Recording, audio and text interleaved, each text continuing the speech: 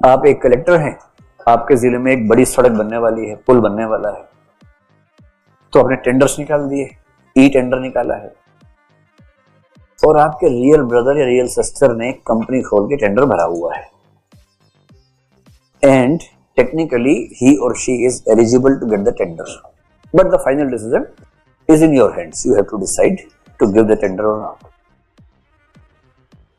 अब एक तरफ आपका ये मन करता है कि मैं भाई का ध्यान रखूं। In first situation let us assume that the process is transparent and you are not manipulating the process to help him or her. पर तब भी ये क्राइसिस है कि लोग कहेंगे यही कि इसका भाई है इसलिए इसको टेंडर मिला। Although you are impartial, but you will not be looked like being an impartial officer. तो एक डायलेमा आपके सामने क्या करें? सिचुएशन 2, एक ठेकेदार ने कहा है कि कलेक्टर साहब टेंडर हमें दीजिए, 60-40 कर लेंगे।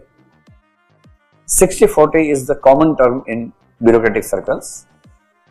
60-40 का मतलब है 40 ब्यूरोक्रेट्स का 60 उस प्रोजेक्ट पे खर्च करेंगे, कि पुल की असली जो कॉस्ट आने वाली है 100 करोड़ की आने वाली है। सारे ठेकेदारों को पता है कि 40% तो देना ही पड़ेगा। लेट अस अज्यूम, क्योंकि ये बातें इन राइटिंग कहीं नहीं होती, ये मुहावरों में होती है। अगर आप किसी एमएलए को जानते हो, आप जैसे जानते ही होंगे किसी एमएलए एमपी को, उनसे बात करेंगे तो बात में बीच बीच में उनके मुंह से निकल जाता है 60-40 60-40 60-40 ऐसे मुंह से निकल जाता है 60-40। अब ठेकेदार को पता है कि मुझे टेंडर मिलेगा, 100 करोड़ की तो लागत आनी ही है इस पे, और 40 देना अलग से, तो मिनिमम टेंडर भरा जाएगा 160 करोड़ का, उससे कम कोई भरेगा ही नहीं। आप लोग सोचते करप्शन कैसे होता है? एक सिंपल एग्जांपल समझ लीजिए, एकदम सिंपल एग्जांपल। जैसे पेन है, मान लीजिए, let us assume if you go to the market, any shop, and you say I need a pen of this company, this quality, this brand name, और वो कहता है कि पेन 20 रुपए का है। आपने 20 रुपए दे ले लिया। 3 शॉप में गए तो 20 का 19 करवा लेंगे, मान लीजिए, उससे कम नहीं करवा पाए तो 19-20 रुपए का पेन है। Now you open the tender for the government office, तो सरकारी ऑफिस करेंगे ये वाला पेन चाहिए, इस मतलब कंपनी का इस ब्रांड का पेन चाहिए, टेंडर्स आर इनवाइटेड।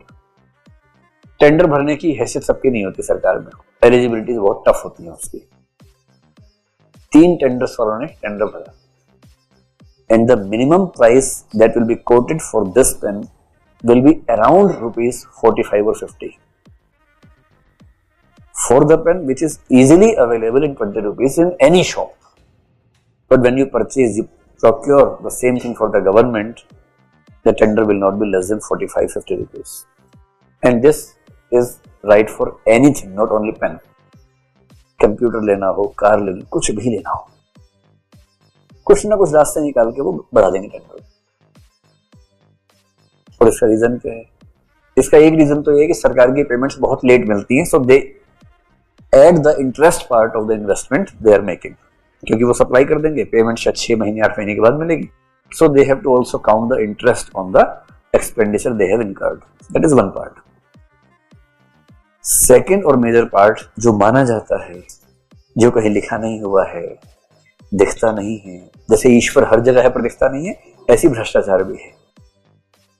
दिखता नहीं है, लिखा हुआ कहीं नहीं है, और जिसको भी टेंडर मिलेगा उसे एक स्पेसिफिक परसेंटेज देनी पड़ेगी।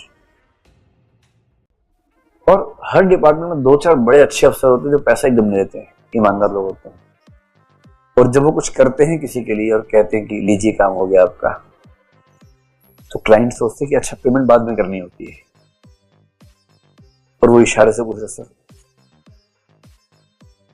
क्या कर रहे हो सर, ये क्या होता है, देखो उसे भरोसा ही नहीं होता।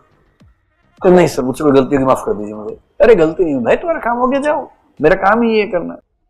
नहीं सर प्लीज कोई गलती हो गई मुझसे, आप पैसे नहीं दे रहे मुझसे। आम आदमी की ये हालत है बेचारे की, बिना करप्शन के काम उसको डाइजेस्ट नहीं होता। फिर नहीं सर प्लीज दे दीजिए सर, अपनी इच्छा से दे रहा हूँ सर आपने दबाव नहीं बनाया सर, मैं अपनी इच्छा से दे रहा हूँ सर। वो इस हालत में है मालूम। तो this is how the system of corruption works in the country.